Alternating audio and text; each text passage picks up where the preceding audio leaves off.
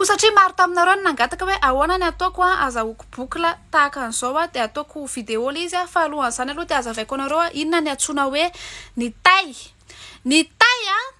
tay na atsotsika amin'ny teny vazaha hoe kaka, raha amin'ny teny vazaha ataontsika dia miteny hoe je vais faire kaka dia ohatrany hoe tsara kely zany izy fa raha ataontsika amin'ny teny gasy izy hoe andeha angery za dia ohatrany hoe ianao no tena jilambavy. Kanefa mitovy ihany ny vokatra ho azo na hoe je vais faire kaka na hoe andeha angery za. Ny tay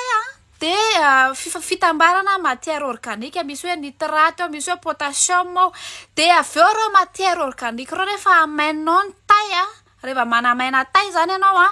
dia misy méthane ao anatiny io dia misy CO2 zany hoe mody jerenao hoe maharikoriko io tainao io fa rehefa hitanao maka ny valeur n'io tainao io dia manomboka androanao dia te hisotra hoe misotra ry tay fa io tay io tsy na rehefa amainina io dia mivoaka méthane dia atsofoka amin'ny turbine gazy io dia iny avy eo mamadika anazy ho électricité lasa iny ndray zany lasa jirama zany ny tainao zany hoe isaky manomboka androany isaky ny hoe mikaka ianao isaky mangerinao dia ataovy ao an-tsainao fa na io kakanao lazainy olona fa tsisy valeur n'io ary rehefa amainina io dia afaka mamokatra électricité 1 mètre cube na biogaz zany hoe le gaz le avoaka ny tainao rehefa amainina io dia ny 1 mètre cube io afaka mamelona ankohonana anankiray mahandro sakafo plat intelo amina fianakaviana misy 5 ao anatiny afaka mandrehatra ampoule mandritra ny adiny enina ny tiako tenenina zany dia hoe ianao le lazainy olona fa tsisy valeur ny hoe bota be mahikely zao ny tena marina rehefa amainina ianao dia mamoaka zavatra tsara teneny fotsiny izy amin'ireny fotoana ireny rehefa le manakikihana anao ireny hoe